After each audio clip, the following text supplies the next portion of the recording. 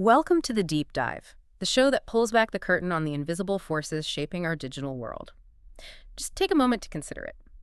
Every tap on your phone, every online purchase, every smart device quietly doing its thing in your home, they're all constantly communicating. Constantly. This isn't magic.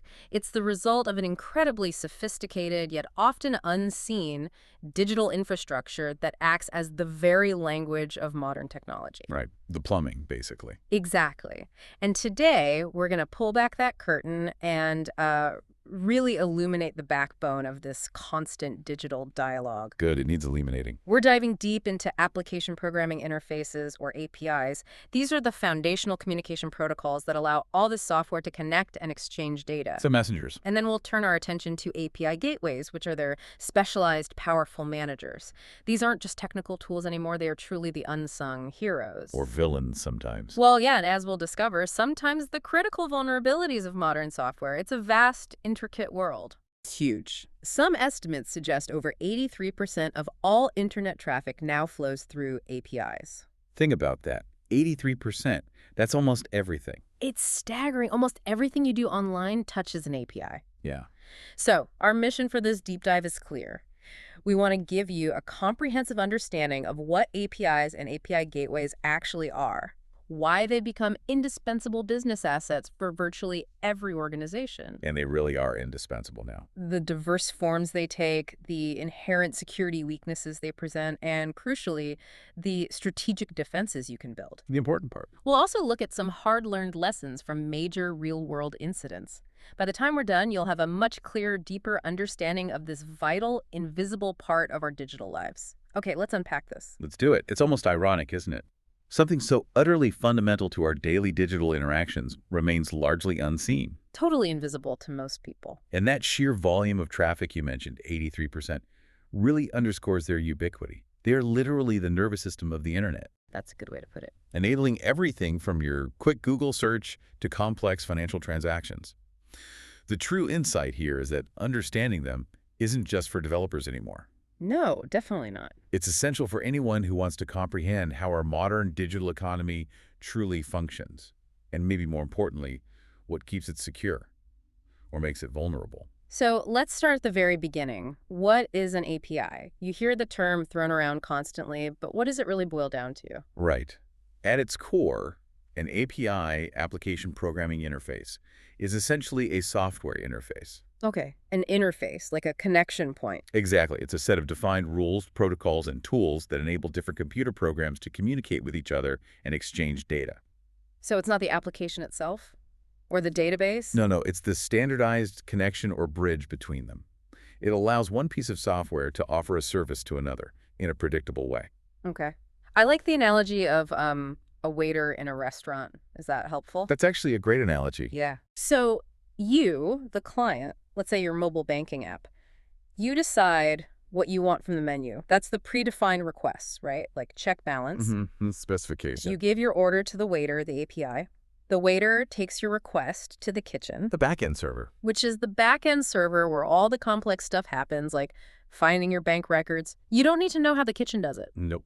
Completely hidden from you. The waiter just brings back your info or confirms the transaction, that's the structured response, without you ever setting foot in the kitchen. Perfect. That analogy really illustrates the operational mechanics. It's a simple yet incredibly powerful request and response model. Request and response. Got it. The client initiates a request. The API receives it, processes it according to its predefined specification, that menu you mentioned, and then returns a structured response. Like logging in with Google. Exactly. When you log into a website using your Google profile, you're not giving your Google password to that website. Right, that would be bad. Very bad. Instead, a request goes to the Google API. It handles the authentication securely and returns just the necessary info, maybe your name and email, back to the website. Or like a weather app getting the temperature. Same idea. Your weather app isn't like scraping data directly from weather stations. It's calling a weather services API and getting back structured data, temperature, forecasts, etc. And it all works because of that API specification, the contract. Precisely.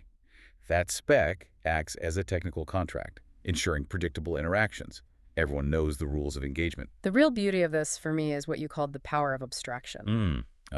Yes, that's fundamental. APIs simplify and dramatically speed up software development. Developers can just integrate existing data or features instead of building everything from scratch, Creates this fantastic plug-and-play model. You just connect components. which lets you build much more complex stuff much faster. Exactly. But beyond just efficiency, what's the deeper implication of this plug-and-play model for business, for, innovation? Yeah, that's where it gets really interesting. Yeah, where the true insight lies. This power of abstraction isn't just about faster coding, though that's great. Right. It's fundamentally changing how we even think about building businesses. It lets a tiny startup leverage the massive infrastructure of giants like Google or Amazon. For maps, payments, cloud computing, things they could never build themselves. Precisely.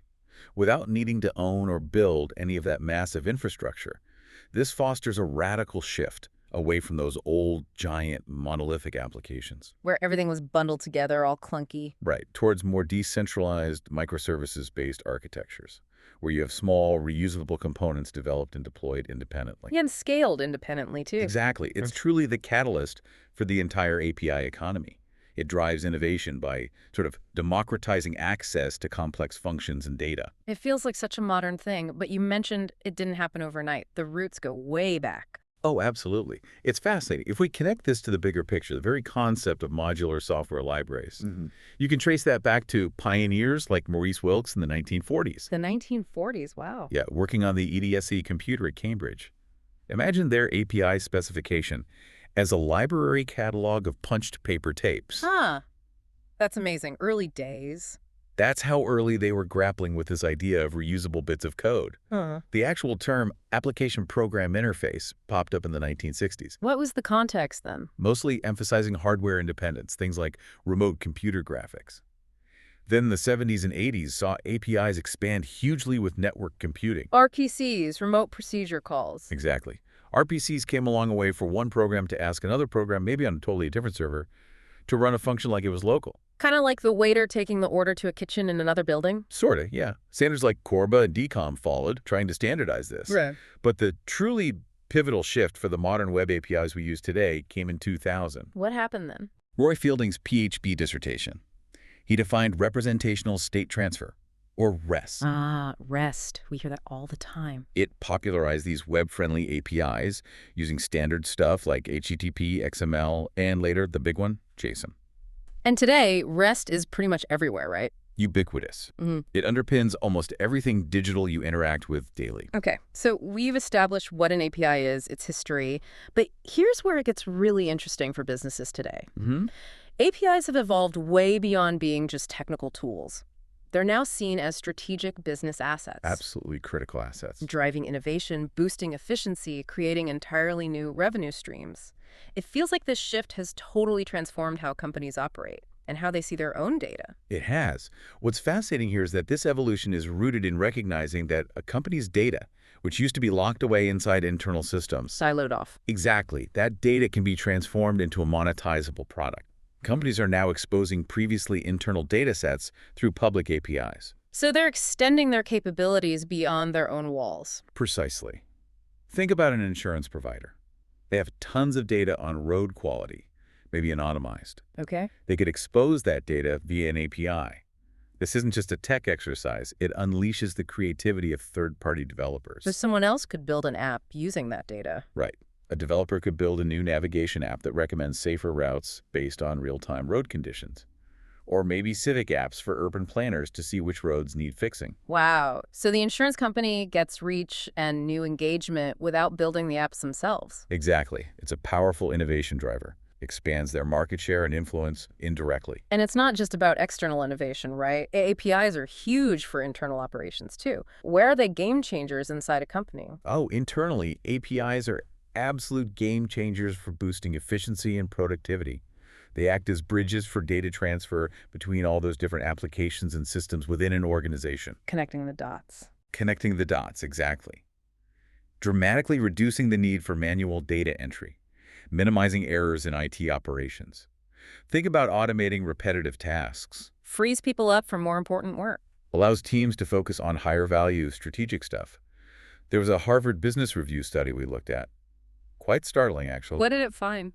It indicated employees spend nearly 4 hours per week just switching between different apps. 4 hours. Just toggling windows? Wow. Yeah. APIs directly mitigate this. They provide employees with the data they need, when they need it, right within the applications they're already using. So less context switching, more flow. Big time. It significantly boosts overall productivity, streamlines workflows, saves companies immense time and resources. That's a massive win for internal ops. So how do these strategic assets translate directly into actual dollars, into revenue? Right. This is where the rubber meets the road. Yeah. APIs have become a direct source of income for many businesses. They transform data access and functionality into a commercial product. Selling access. Essentially, yeah. Offered with various monetization models. You see flexible pay-as-you-go models where users pay per API request. Great for startups. Variable usage. Makes sense. Pay for what you use. Then there are tiered subscriptions, offering different levels of access or features for a recurring fee. Think premium access, high request limits, that kind of thing. Like a bronze, silver, gold plan for API access. Exactly like that. And of course, the freemium model is popular. Basic access is free, attracts a wide user base. Get them hooked. Get them hooked, then charge for premium features. It converts free users into paying customers as their needs grow. And it lowers the barrier to entry for new products. Hugely. By offering data and functionality through a plug-and-play API, companies significantly cut development time and cost for new products. They can launch faster, gain a competitive edge. So it fundamentally reevaluates data. It's not just a cost center anymore. Not at all. It's a critical revenue driver, a core business asset. Okay, so if APIs are the communication protocols, the messengers, then an API gateway is like the central orchestrator, the air traffic controller at a very busy digital airport. Yeah, that's a really good analogy. It fits perfectly. It's a specialized server acting as a centralized entry point, a reverse proxy managing all the interactions between clients and your back-end application services. The single front door. The single point of entry into a system, it routes client requests to the right services, aggregates responses, makes life simpler for the user, right? Absolutely. Yeah. And it's not just optional anymore. It's pretty much a necessary response to the incredible complexity that comes with microservices. Right, because microservices changed everything. Totally. In the old traditional monolithic architecture, you had one big single application handling all client requests. Yeah. Simple enough. One big box. One big box. Yeah. But imagine a microservices environment.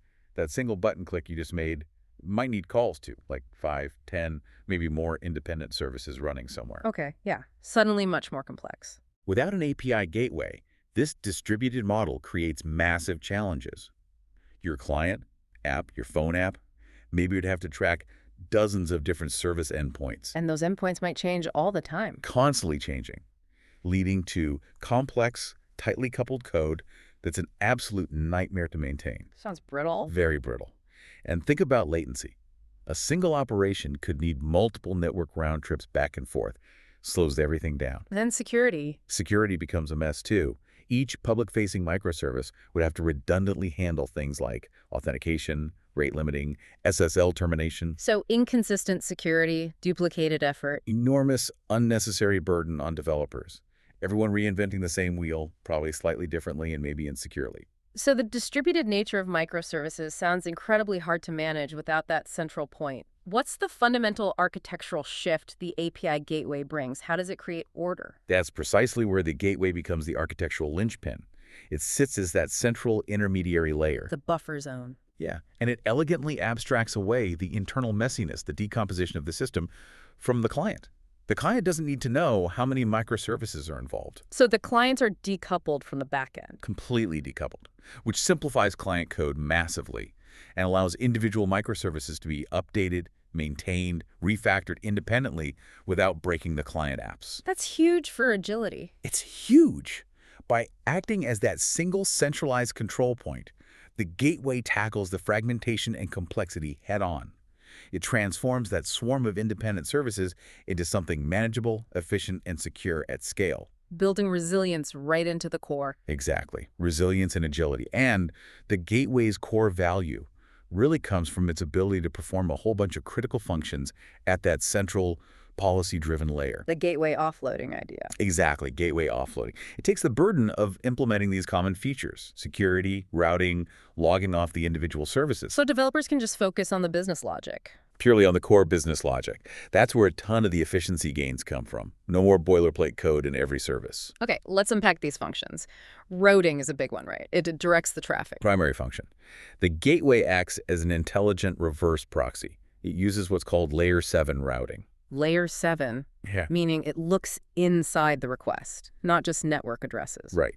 It inspects the actual content and purpose of the application request, the URL, parameters, headers, to direct incoming client requests to the correct backend service. So it knows orders goes to the order service, users goes to the user service. Exactly. It can be a simple one-to-one proxy like that, or something way more complex, like a fan-out model. Fan out. What's that? Where a single incoming request needs data from multiple backend services.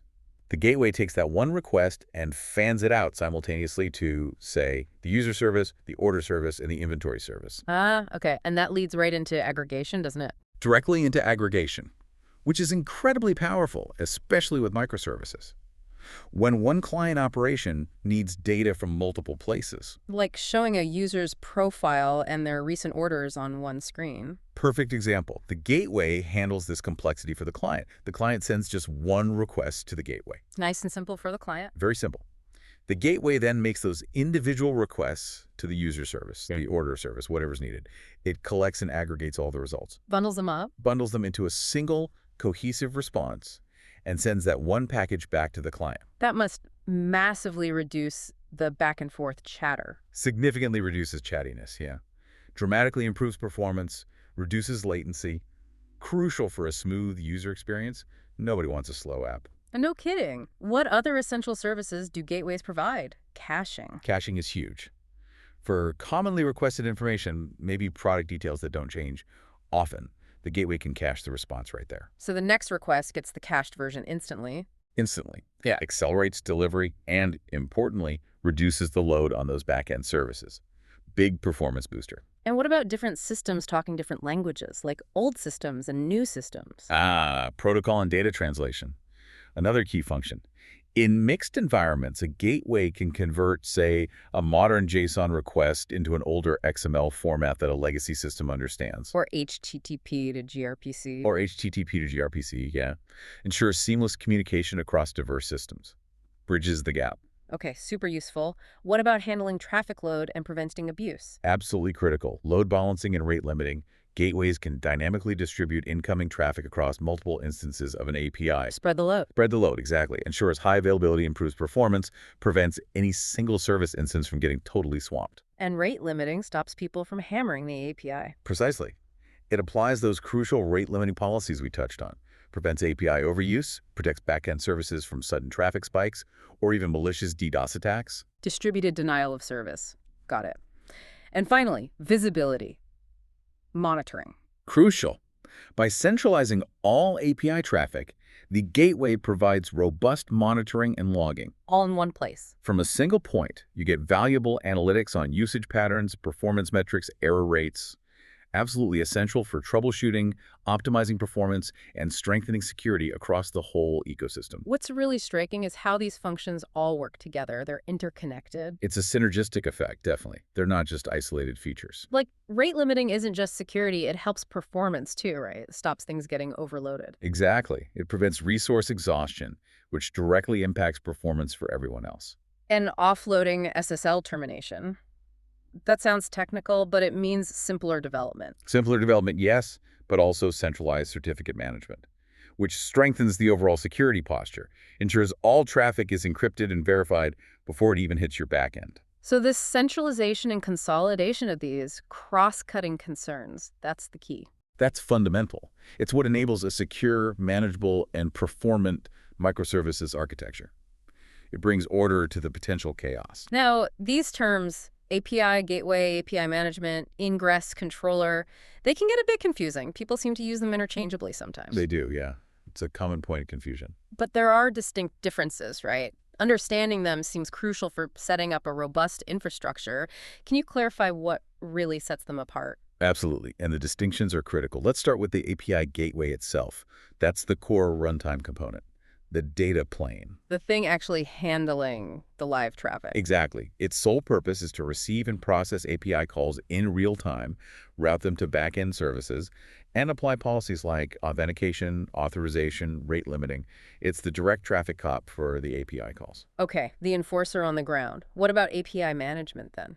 API management is broader. It's a comprehensive platform that provides a higher-level governance layer. It covers the entire life cycle of an API. Life cycle, meaning from creation to retirement. From design and publishing, through security policy definition, monitoring analytics, developer portals, version management, the whole shebang. So it's the control center. It's the control center, the orchestration layer.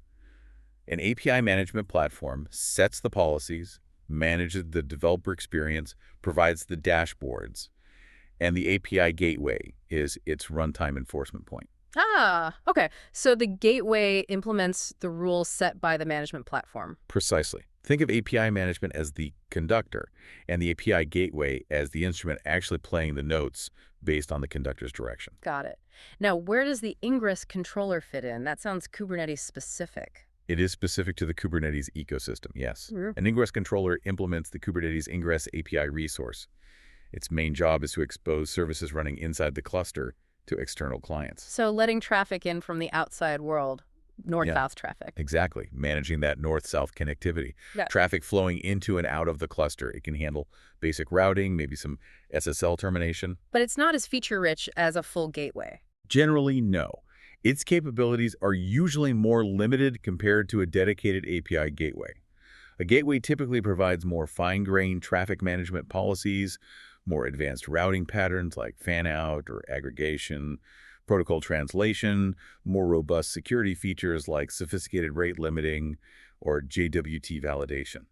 Okay, so if I'm understanding this right, there's a kind of hierarchy here, a layered relationship. You could definitely see it that way. It's complementary. So maybe an ingress controller is the very first entry point into your Kubernetes cluster, doing basic traffic steering. Handles the initial ingress. Then an API gateway could sit behind that ingress controller, adding that more sophisticated layer of routing, aggregation, security policy enforcement for the specific APIs inside the cluster. That's a very common and effective pattern, yes. And all of that would be governed by an API management platform sitting above them both, providing the overall framework, analytics, developer portal, etc. Exactly. That layered approach captures it perfectly. It's a layered defense, almost, each serving a specific critical function. Precisely. The relationship is symbiotic and layered. Each tool excels at its particular role. The choice of which tools or how many layers really depends on the complexity and scale of your system. But for bigger systems, microservices, this layered approach is best practice. For any large-scale or complex microservices architecture, this layered approach, API management governing gateways, potentially behind an ingress controller, is increasingly considered industry-standard best practice. It's about creating a unified, secure, scalable system out of many parts, granular control, and overall coherence. Okay, we've nailed down what APIs and gateways are. Now let's talk about the incredible diversity within the API landscape itself. APIs aren't one-size-fits-all, are they? Not at all. They come in various architectural styles. Each with its own strengths, weaknesses, ideal use cases. It feels like the industry is really optimizing protocols for specific jobs now. Definitely. A trend towards specialization. Optimizing for public web apps versus high-performance internal communication, for example. Let's start with the big one, REST. Representational state transfer. This is probably the most widely adopted style today. The standard for public web APIs. It's certainly the de facto standard, yeah. RESTful APIs are stateless client-server architectures. They use standard HTTP methods. Get, post, put, delete. The usual suspects, yeah. They operate on resources identified by URIs. Its popularity really comes from its simplicity, its ubiquity, everyone knows HTTP, and its support for multiple data formats like JSON and XML, JSON being the most common now. What makes it so good for performance and scale? A key aspect is REST's ability to leverage HTTP caching. You can cache responses at various levels, browser, intermediate proxies, CDNs, which significantly enhances performance and scalability, especially for data that doesn't change constantly. Makes sense. So it's great for public web services, mobile apps, IoT stuff. Excellent choice for all of those, yes. However, it does have potential drawbacks. It can sometimes lead to overfetching or underfetching. Meaning you get too much data back or not enough. Exactly. You might request a user object and get back 50 fields when you only needed the name. Or you might need the user and their last 3 orders, requiring multiple separate requests. Right. And security. Its inherent security is lower compared to some other styles. It relies heavily on HTTPS for encryption and careful implementation of authentication and authorization mechanisms like OAuth 2.0. Okay. Then we have SOAP, Simple Object Access Protocol. That sounds older. It is older, yeah, Hmm. but still very relevant in certain contexts. How's it different from REST? It's characterized by its rigid, highly standardized structure. It primarily uses XML for all message exchange. XML can be pretty verbose. Very verbose, yeah. And it relies on something called WSDL, Web Services Description Language, to define its operations. It's much more formal. So why would anyone use it if it's verbose and rigid? Well, while those aspects can make it less flexible and more resource-intensive, SOP is highly regarded for its robust security features, particularly the WS security standard. Built-in security. Built-in, standardized security features, and strong support for enterprise-level ACID2 transactions. ACID, atomicity, consistency, isolation, durability, for reliable transactions. Exactly. Critical properties that guarantee data integrity. Essential in financial systems where a transaction must fully complete or not happen at all. No half-finished stuff. So it's good for situations needing a formal, legally binding contract. Precisely. Especially in sectors like financial services, payment gateways, maybe some CRM software, integrating with legacy enterprise systems. Specific healthcare integrations like HL7 often use SOP too. Okay, so REST has broad appeal, but sometimes you need something more tailored, especially for that over-underfetching problem. That's where GraphQL comes in. That's exactly the problem GraphQL was designed to solve. Developed by Facebook back in 2012. It's a query language for APIs. Right. It provides clients with this powerful ability to request only the specific data fields they need. Nothing more, nothing less. So no fixed data sets like in REST. Nope. GraphQL typically operates from a single endpoint. The client sends a query specifying the exact structure and fields of the data it wants back. It completely eliminates overfetching and underfetching. That sounds way more efficient, especially for mobile apps. Significantly better performance, especially in bandwidth-constrained environments like mobile. Yeah, much more efficient data transfer. It also offers incredible flexibility and strong typing through schemas. Schemas help developers build more robust apps. Definitely. Helps catch errors early. However, it does come with a steeper learning curve than REST.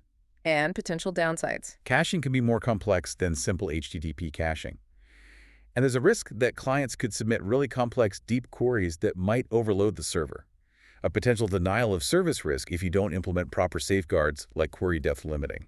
But for complex systems with lots of interconnected data, like GitHub or Shopify use it, right? Exactly. Places where that flexibility and efficiency really shine. Okay, shifting gears again. gRPC. That sounds fast. gRPC, Remote Procedure Call. It is fast. High-performance, open-source RPC framework created by Google. RPC again, calling functions on remote servers. Right. But gRPC is optimized for super low latency and high throughput. It uses compact binary protocol buffers for data serialization. Not text like JSON or XML. Nope, binary. Much smaller and faster to parse, and it runs over HTTP2, which allows for things like multiplexing and bidirectional streaming. Super efficient. How much faster are we talking? Can be extremely high performance, often benchmarked at up to 10 times faster than REST in certain scenarios. Critical for some use cases. Wow. Any other benefits? It supports automatic code generation from the service definition, which saves developers a lot of boilerplate coding. And it has strong built-in security features. Downsides. The binary format isn't human-readable without specialized tools, which can make debugging harder. Direct browser support is limited, though there are workarounds like gRPC Web. And the ecosystem, while growing, is still less mature than REST's. So where would you typically use gRPC? Ideal choice for internal communication between microservices within large-scale, complex systems, especially where performance is absolutely paramount. Yeah. Think Kubernetes environments, data streaming applications, east-west traffic. Okay, one more. WebSocket APIs. These are for real-time stuff. Exactly. Designed for real-time, stateful communication, they maintain a persistent, open connection between the client and server. Unlike REST's stateless requests. Right. WebSockets allow for two-way communication with incredibly low latency once the connection is established. Perfect for things like chat services, collaborative document editing, online gaming dashboards, anywhere you need instant updates pushed from the server. What's the challenge there? The main challenge is scaling. Maintaining potentially thousands or millions of persistent open connections can be very resource-intensive on the server side compared to stateless protocols. Got it. So looking across all these styles, REST, ASOAP, GraphQL, gRPC, WebSockets, Yeah. what's the big picture? What this whole spectrum really highlights is the strategic alignment of technology with the specific application environment. We've seen this clear trend moving away from maybe the one-size-fits-all or one-size-fits-most approach of early SOAP and REST Towards more specialized tools for the job. towards more flexible and specialized modern architectures like GraphQL and gRPC, optimized for speed, performance, developer experience, or specific communication patterns like real-time. Each style has its place. The choice ultimately depends on the specific needs: performance, flexibility, ecosystem, team skills, security requirements. So we've explored the diverse how of APIs, their architectural styles, but the who is just as critical, isn't it? Who gets to use these powerful interfaces, and how is that access managed? Absolutely. This leads us to the crucial concept of API exposure models. It defines the intended audience and directly impacts security considerations. Let's start with the most visible, open or public APIs. Right. These are made publicly available, often on a self-service basis, through a dedicated developer portal. Anyone can sign up, get keys, and start using them, usually within defined limits. And the purpose is? Primarily to encourage innovation, expand an organization's reach, build an ecosystem around their platform. Think of the Google Maps API powering countless apps, or the Twitter API for social media integrations. They're iconic examples. Stwhat's the big implication, security-wise? Significantly higher exposure to attacks, obviously, which means they absolutely require robust rate limiting, stringent authentication, maybe tiered access levels, and continuous vigilant security monitoring. You're basically inviting the world in, so you need strong gates. Makes sense. Then there are partner APIs. These sound more restricted. They are. These are also external APIs, but they're specifically designed for strategic business partners, not the general public. So no self-service portal. Typically not. Access isn't openly available. Developers usually go through an onboarding process, maybe sign agreements, and get specific credentials through a more controlled channel. And these are often used for Strategic integrations, often monetized via subscriptions. Think about how various business apps integrate with Salesforce, or how travel booking sites integrate with airlines. Enables seamless data exchange and automation between trusted partners. It's a more controlled, often revenue-generating form of external API where trust is established and managed. Okay. Moving inwards, we have internal or private APIs. These are used exclusively within an organization, not exposed to the public or even partners at all. What's their main job? Improving internal communication and efficiency, connecting different internal development teams and systems. They're absolutely crucial for initiatives like adopting microservices architectures or modernizing legacy systems within an enterprise. They allow different internal systems to talk to each other reliably and consistently. The implication here is maybe less focus on external attack surface, but internal security is still key. Exactly. The emphasis shifts towards speed and efficiency maybe, but they still require strong internal security controls. Breaches can and often do originate internally, or attackers pivot internally after an initial breach. Never assume internal means inherently safe. That's a critical mistake. Good point.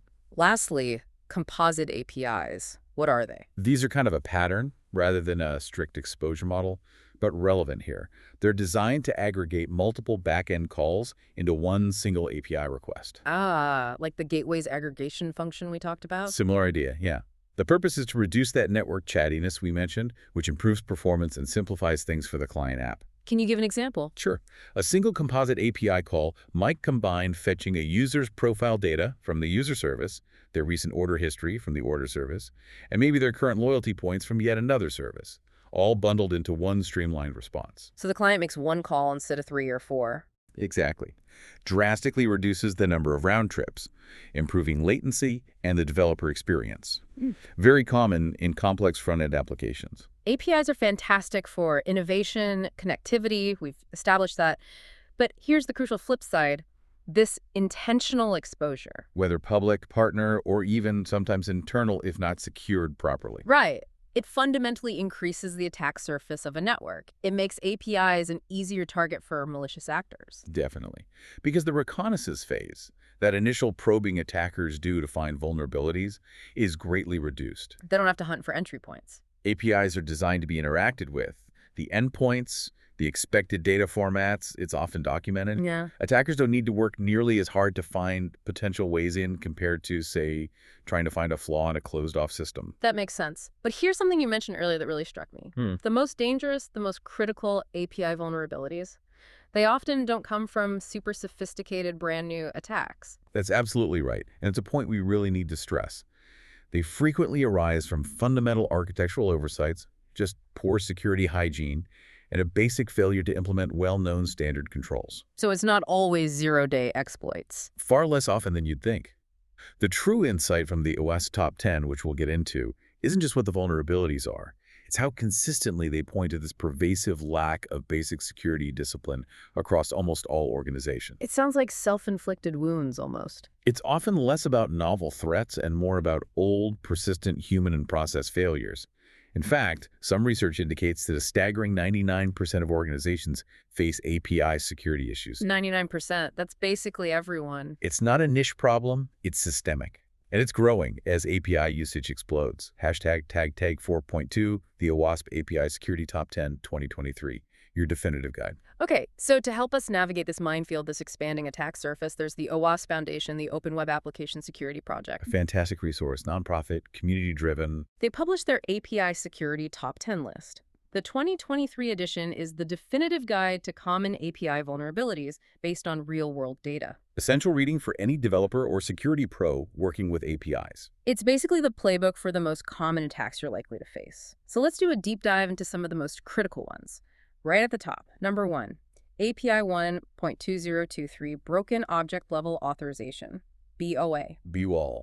It's arguably the most critical and, sadly, the most frequently exploited threat, affecting, according to some studies, a staggering 94% of organizations' APIs that were tested. 94%, that's huge. What is it exactly? It occurs when an application fails to properly confirm that the user making a request actually had the right to access the specific object or resource they're asking for. How does that play out in an attack? The mechanism is often shockingly simple.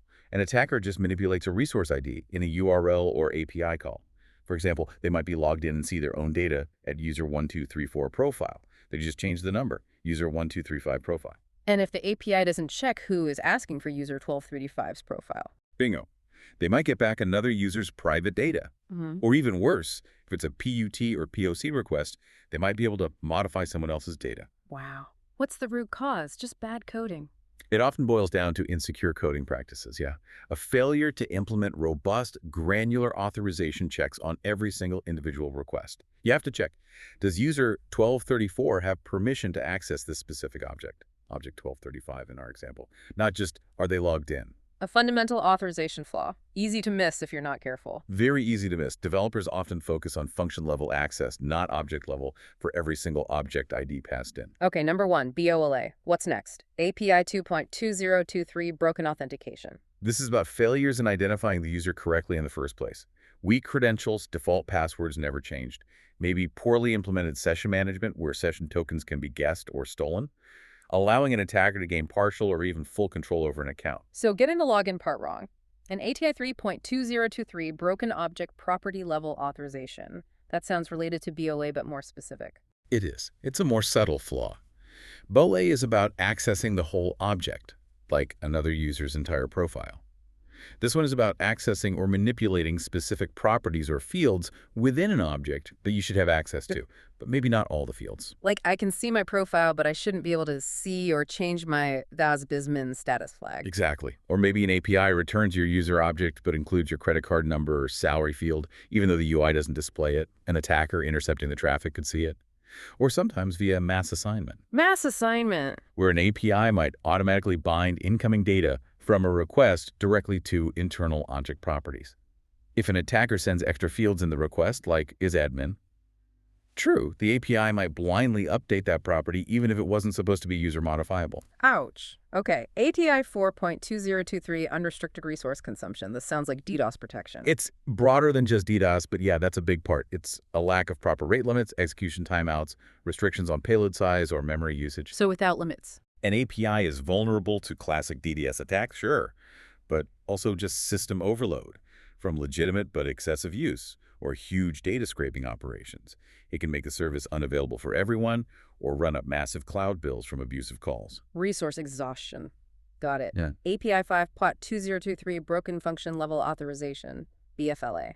This sounds like the authorization sibling to BLA. It is. BLA is about accessing specific data objects. BFLA is about accessing specific actions or functions. Like a regular user being able to successfully call an administrative function, maybe apadmin delete user.id 456, just by guessing the endpoint URL.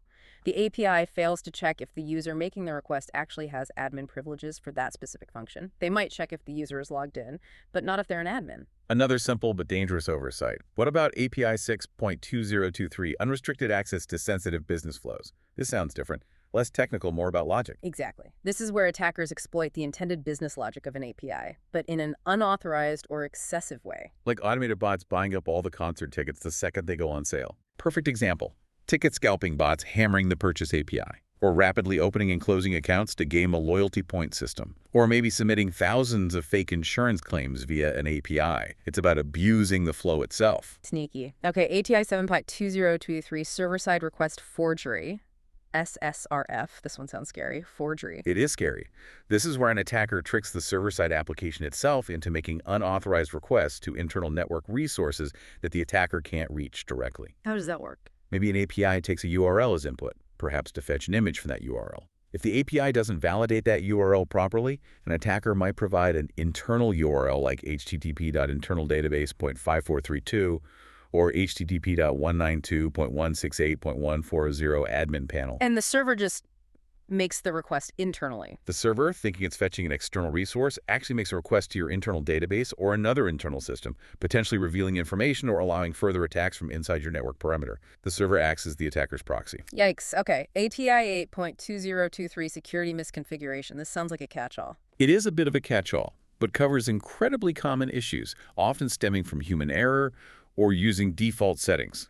Things like leaving default credentials active, exposing debug endpoints to the internet, improper error handling that leaks sensitive system information. Like detailed stack traces. Exactly. Or maybe running outdated software versions on the gateway itself, missing security patches.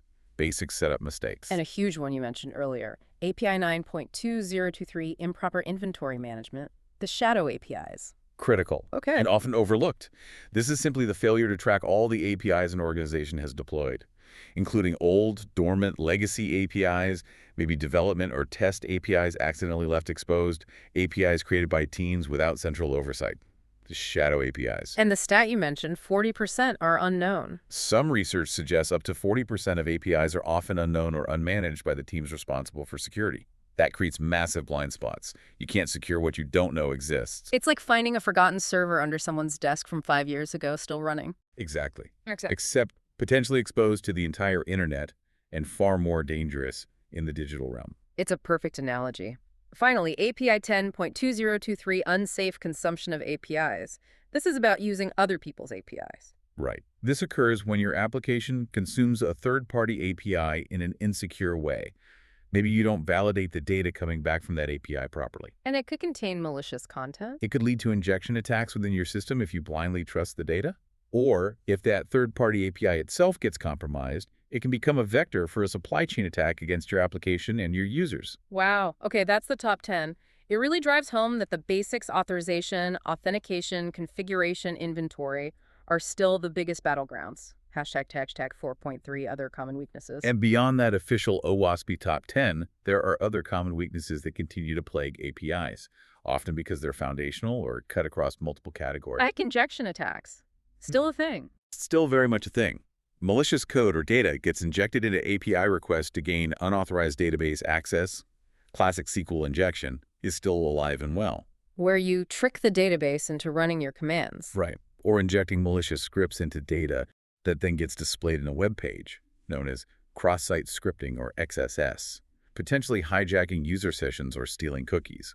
Always sanitize and validate input. And DDoS attacks, we mentioned those with resource consumption, but they're a standalone threat too. Always a threat. Just a massive flood of requests, sometimes from legitimate but compromised machines in a botnet, designed simply to overwhelm the server and make the service unavailable for legitimate users. pure disruption. What about misuse of API keys, those little access tokens? Yet, API keys often grant specific access permissions if they're compromised, maybe hard-coded in source code, accidentally logged, exposed in client-side apps. They can be stolen and used by attackers. To gain unauthorized access. To gain unauthorized access, steal data, run up costs, or otherwise misuse the API as if they were the legitimate application.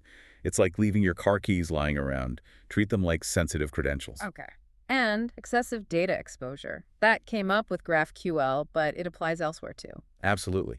It's a significant problem where APIs just return more information than is strictly necessary for the function they're performing. Like a user profile API returning everything. Home address, internal IDs, everything. Even if the front-end application only displays the username, that extra data is still in the response, visible to anyone who intercepts the traffic or inspects the API call, creates unnecessary risk. Right. Only return what's needed. Good principle.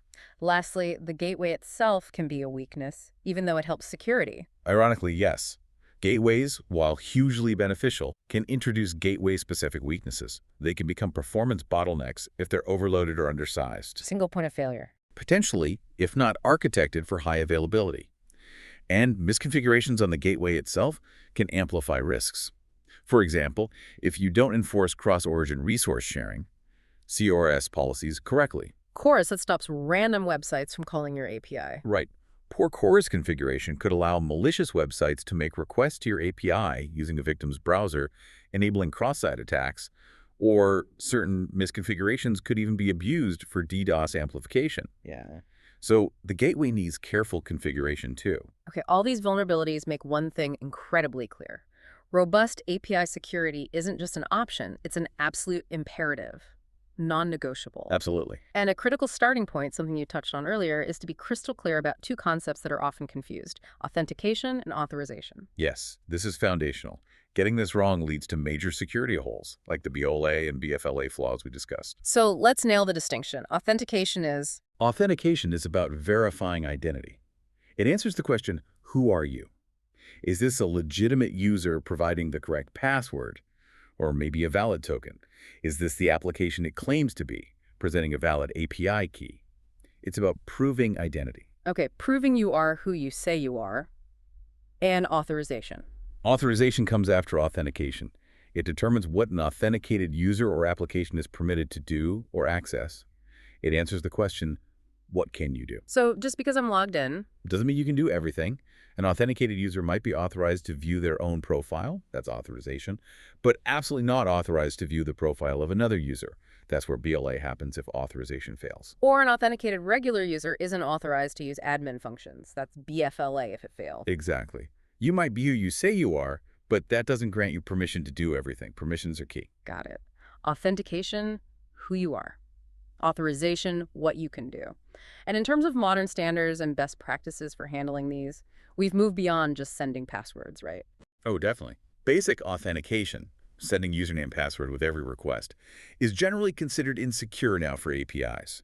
Static, long-lived API keys are also risky if compromised. So what's the gold standard today? The modern standard is generally OAuth 2.0, often used with JSON Web Tokens, or JWTs. Okay, unpack that. OAuth 2.0 is? OAuth 2.0 is primarily an authorization protocol. It provides defined flows for how a client application can obtain limited access to protected resources on behalf of a user without ever handling the user's actual credentials, like their password. Think login with Google, again, that's usually OAuth 2.0. And JWTs. JWTs, pronounced JOTs, are often used as the format for the access tokens that OAuth 2.0 issues. They are compact, self-contained tokens that securely transmit authenticated user information and authorization claims, like roles or permissions, between parties. Self-contained meaning the token itself has the info. The server doesn't always have to look it up. Correct. It can be verified cryptographically without needing a database lookup every time, which is good for performance, especially in distributed systems. What are some best practices around using OAuth and JWTs? A key best practice is using a centralized OAuth authorization server to issue these tokens. This ensures consistent and secure token management across all your services. Don't let every service handle it themselves. Please don't. And rigorously apply the principle of least privilege. Grant users and applications only the absolute minimum access levels necessary to perform their specific job functions. No blanket permissions. Makes sense. Anything else? Use short-lived JWT access tokens, maybe 15 minutes, an hour. This limits the window of opportunity if a token is compromised. Use longer-lived refresh tokens, stored securely, to obtain new access tokens without forcing the user to log in constantly. And implement granular role-based access control, RBAC, and potentially attribute-based access control, ADAC, at both the function level, can they call this endpoint, and the object level, can they access this specific resource. Hashtag tag 5.2, the indispensable role of the API gateway in security. Okay, given all these layers, authentication, authorization, tokens, permissions, it brings us right back to the API gateway.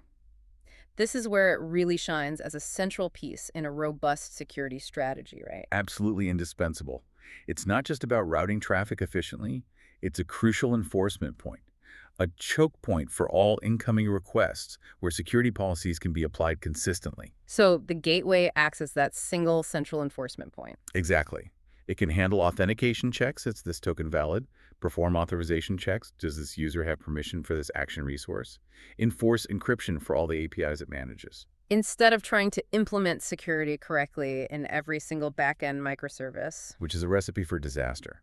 Without a gateway, security measures would have to be duplicated and likely implemented inconsistently across every single API.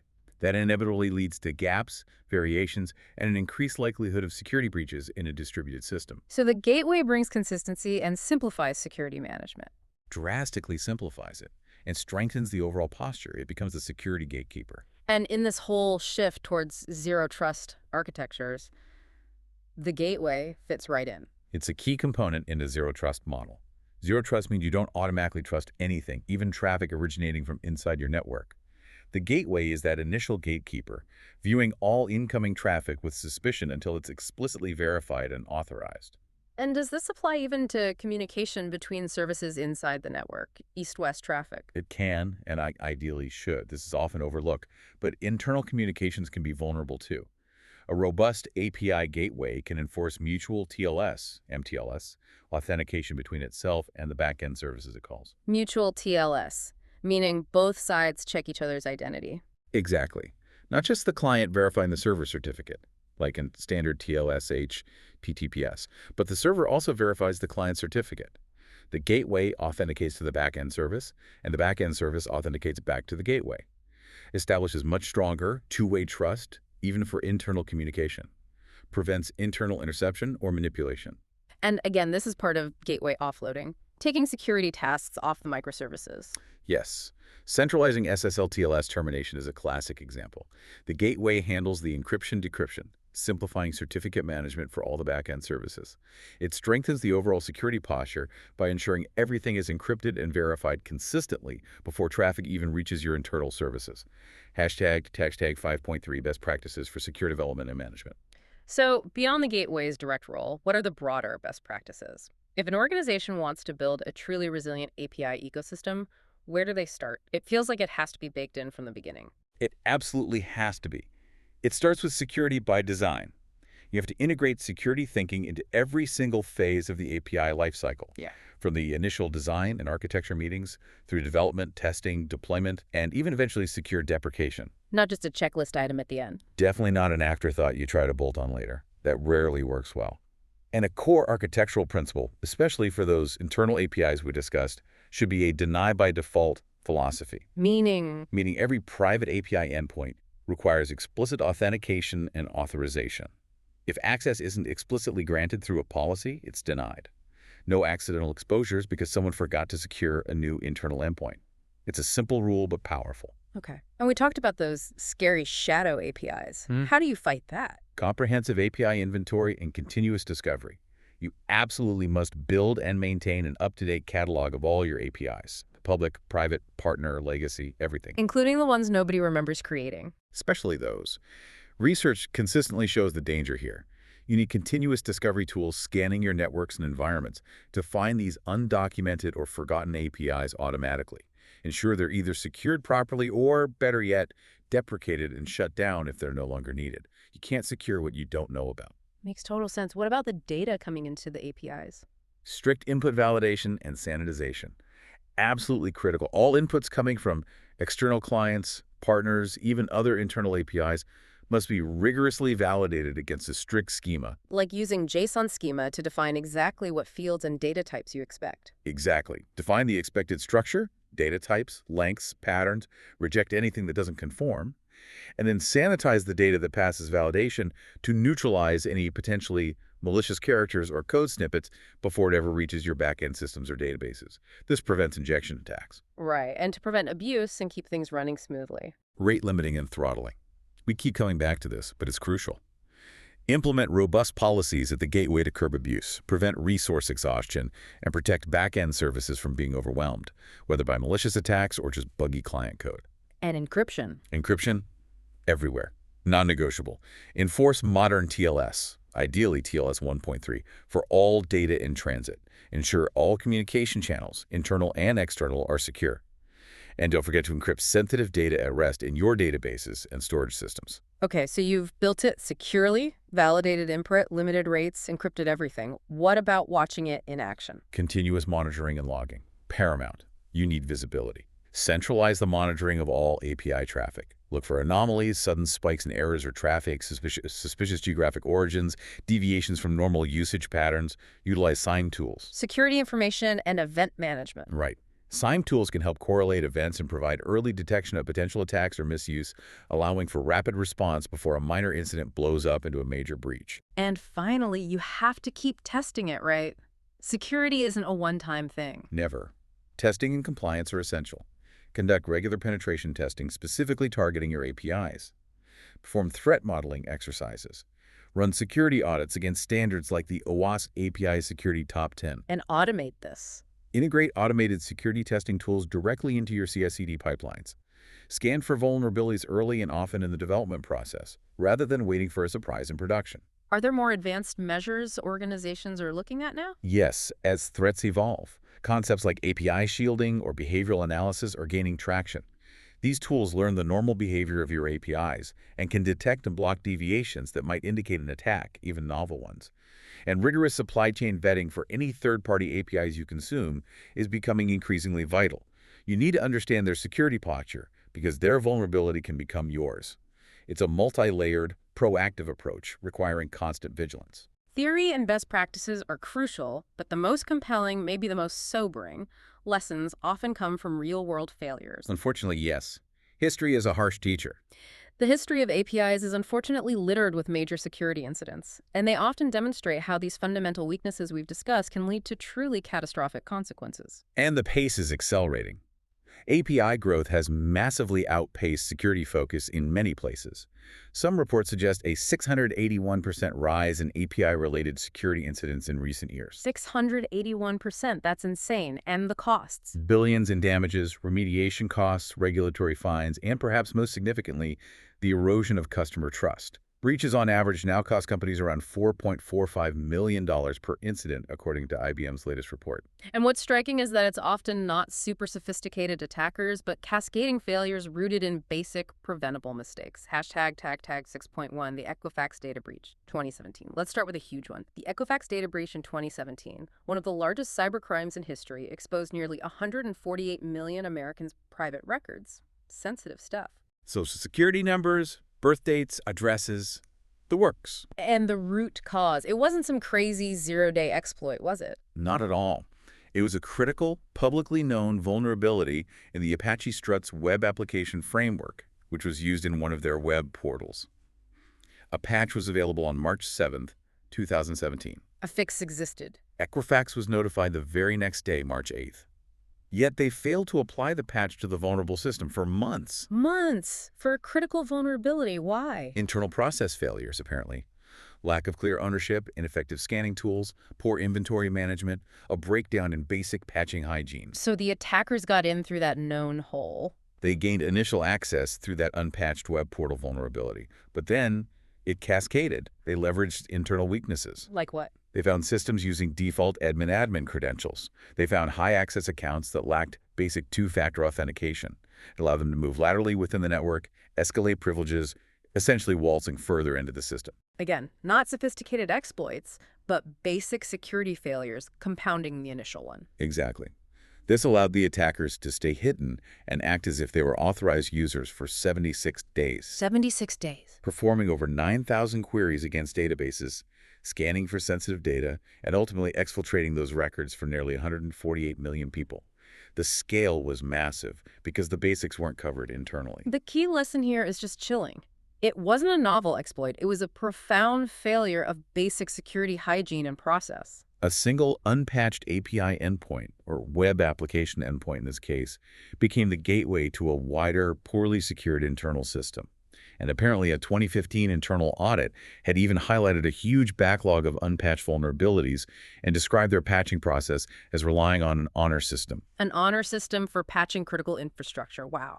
It shows the biggest threats can come from within, from a lack of diligent processes and accountability. Hashtag 6.2, the Facebook Cambridge Analytica scandal, 2018. Now, the Facebook Cambridge Analytica scandal in 2018 represents a different but equally significant kind of API vulnerability. How so? It wasn't a hack in the traditional sense. Not exactly. Systems weren't broken into using exploits. It was an exploitation of a design flaw in Facebook's own Open Graph API at the time.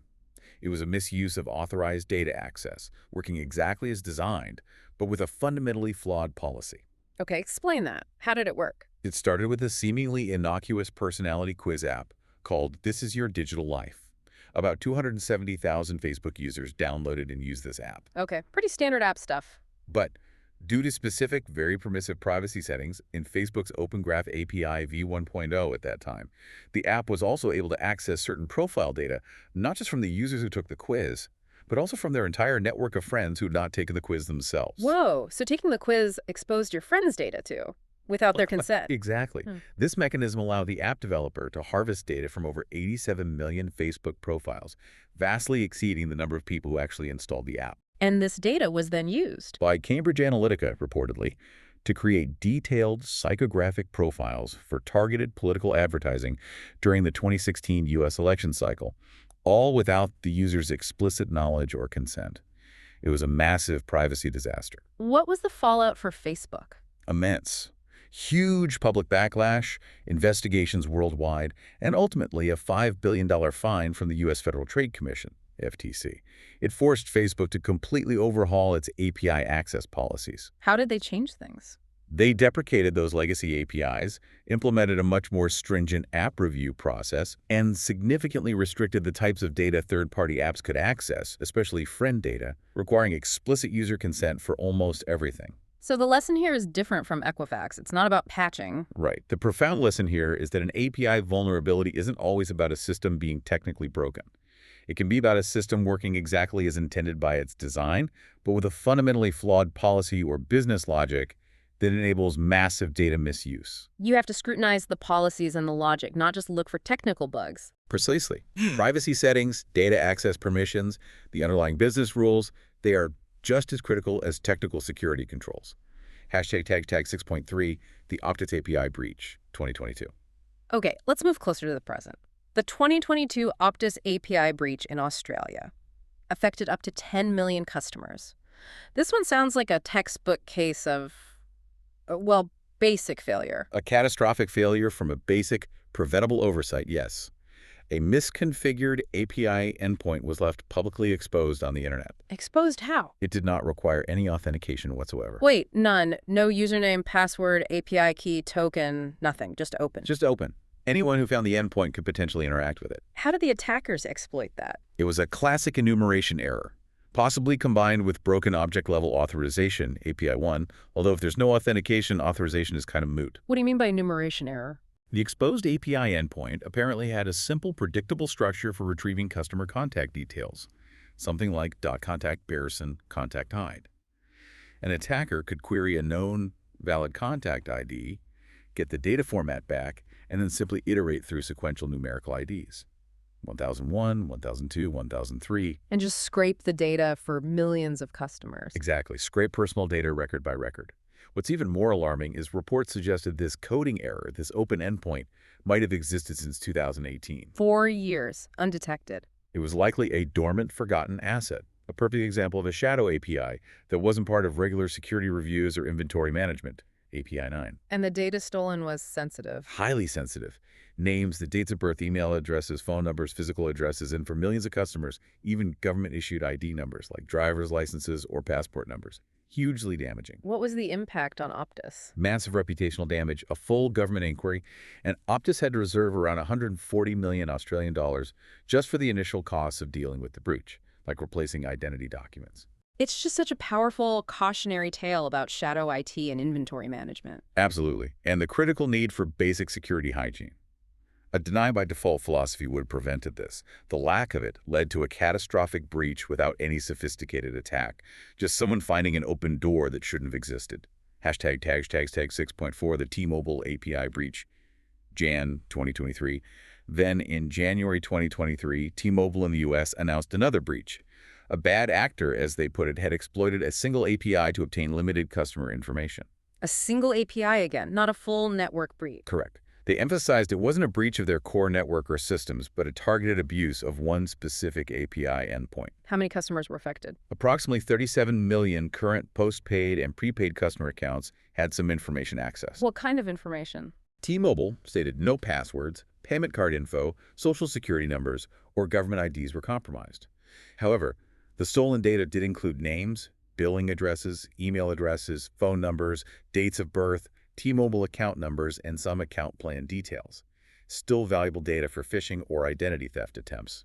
How did the attacker manage to get 37 million records from one API?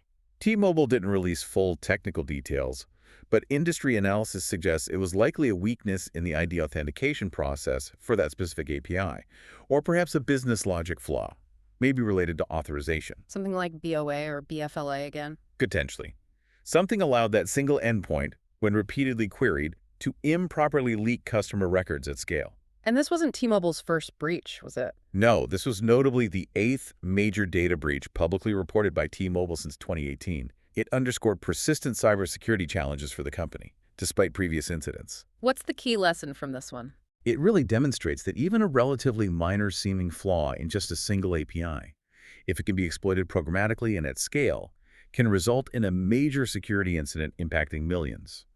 It highlights the prevalence of API-related breaches in industries like telco that are heavily reliant on them, and the need for rigorous testing and monitoring of every single endpoint. Even seemingly limited data leaks can have significant consequences. Hashtag 6.5, the PandaBuy breach, 2024. Okay, let's look at our most recent example, the PandaBuy breach in March 2024. This hit the news recently.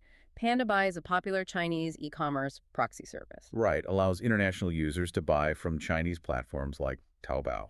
And this breach compromised over 1.3 million user accounts. What happened here? Was it sophisticated? Reports suggest it was actually a combination of several classic API vulnerabilities being exploited together. Not particularly sophisticated, but effective because the basics were apparently missed. What kind of basics? Security researchers analyzing the incident pointed to unsecured API endpoints that didn't validate user requests properly. Sounds like potential BOLA or BFLA, API 1, API 5, a lack of proper authentication checks, API 2, a lack of rate limiting, API 4, allowing the attacker to make many requests, no IP address monitoring to detect suspicious activity, and poorly configured permissions related to API 1, API 3, API 5, maybe API 8. So a whole cocktail of OWASP top 10 issues. Exactly. The attacker apparently probed the APIs over time, likely undetected because of the lack of rate limiting and monitoring. They mapped out the back-end architecture, identified these multiple weaknesses, and then chained them together. Chained the flaws together to eventually extract the data. Information like customer names, email addresses, physical shipping addresses, phone numbers, user IDs, and order history. What does this incident tell us, being so recent? It underscores the enduring relevance, unfortunately, of these fundamental OWASP top 10 vulnerabilities. It wasn't one single clever exploit, but the systematic exploitation of common preventable flaws that basic security testing and configuration hardening should have caught. So the need for that holistic, multi-layered approach is still paramount. Absolutely. You have to address every potential point of failure. Soon attackers will find the weakest link and layer your defenses accordingly. Authentication, authorization, input validation, rate limiting, monitoring, they all have to work together. And if we just quickly connect this to the bigger picture, these aren't isolated patterns. Think about other recent incidents we haven't detailed. Like the LinkedIn data scrape in 2021. Yes, 700 million profiles scraped. The Uh, root cause there, inadequate rate limiting on public-facing APIs, API 4. Allowed attackers to just hoover up publicly available profile data at massive scale. Lesson: even aggregated public data can be dangerous if collected en masse. or the Dell breach in 2024. 49 million customer and order records leaked from a partner portal. Reports point to a misconfigured API allowing fake partner accounts to be created and then used to access data they shouldn't have seen. Classic broken object property level authorization, API 3, and improper inventory management, API 9, likely played roles. Twitter, now X, had an API issue too. In 2022, 5.4 million users' email addresses and phone numbers were exposed via a BOLA vulnerability, API 1, by manipulating API requests related to contact finding. And even supply chain risks, like with McDonald's recently. Right, early 2025 news about 64 million job applicants' data exposed. It wasn't McDonald's system directly, but an API belonging to a third-party vendor they used, Paradox.ai. Reports suggested insecure object access in the vendor's API. That's a clear example of API 10 unsafe consumption of APIs leading to a supply chain breach. Critical risk. It's just relentless. What really stands out from all these incidents is that these breaches, affecting hundreds of millions of people, often boil down to overlooked basics, not always super advanced hacking. Exactly. They cost billions in damages. They seriously erode trust. It's a really sobering reminder. APIs are incredibly powerful enablers, but they demand constant vigilance, security-first design, and continuous, rigorous attention to detail. You just can't afford to get complacent. Hashtag outro. So as we wrap up this deep dive, it's abundantly clear. APIs and API gateways are truly the powerful, if often invisible, backbone of our modern digital world. Absolutely. They're driving innovation, connecting systems, enabling business models we couldn't have imagined just a few decades ago. But as we've seen so vividly from the front lines of these major breaches, their security is not an afterthought. It's not optional. It is absolutely paramount. And the most catastrophic failures we examined, they weren't usually caused by super sophisticated unknown zero-day threats. Far more often, they stem from a critical lack of fundamental security hygiene and basic architectural oversight. Self-inflicted wounds, as we said, costing billions, shattering public trust, things that could and should have been prevented. If we connect this to the bigger picture, the lessons are clear. They're actionable for any organization building or consuming APIs today. First, you absolutely must prioritize security by design. Bake it in from the start. Embed security thinking into every phase of the API lifecycle, from the initial whiteboard sketch to eventual deprecation. Adopt that deny by default philosophy, especially for internal APIs. Mandate explicit authentication and authorization for everything. Assume nothing is safe by default. Okay, number one, security by design. What's next? Secondly, leverage the API gateway as a centralized control point. Don't let API traffic bypass it. Route all relevant API traffic through a gateway or a layered gateway system. Use it as the enforcer. Use it as that central enforcement point for security policies, authentication, authorization, rate limiting, input validation, for performance optimization, caching, load balancing, and for consistent routing. It enables a zero-trust approach by handling verification for all back-end services. And it centralizes expertise, reducing the burden on individual development teams to get security perfect every time. Makes sense. Centralized control. And finally, Implement proactive, continuous management. You have to move beyond purely reactive measures. The Equifax and Optus stories hammer home the danger of shadow IT and forgotten APIs. you can't secure what you don't know exists. Exactly. Adopt continuous API discovery tools to maintain a truly comprehensive inventory of all your APIs, including the dormant, the legacy, the undocumented ones. Ensure they're adequately protected or responsibly decommissioned if they're no longer needed. And implement continuous monitoring and logging of API traffic. Detect suspicious behavior before it escalates into a full-scale breach. This proactive stance is the only sustainable way forward in today's threat landscape. It really sounds like a shift in mindset is needed. In the rapidly evolving API landscape, the most significant threats will continue to be that lack of foundational security, the failure to manage the full API inventory, and that reactive rather than proactive approach. So here's a final thought for you, our listener. Given the constant evolution of technology and the undeniable ingenuity of attackers, how can organizations truly shift? How do they move from simply reacting to threats after the fact to genuinely anticipating them? How do they embed resilience right into their core, making security not just a checklist you tick off, but a living, breathing, fundamental part of their digital DNA? that as the challenge for the future. It's a huge challenge and one that affects every single one of us in this interconnected world. Thank you for joining us on the deep dive. We hope this exploration has given you a clearer, deeper understanding of the digital backbone that powers our world, and perhaps even sparked some new insights into how you interact with it every single day. Until next time, stay curious.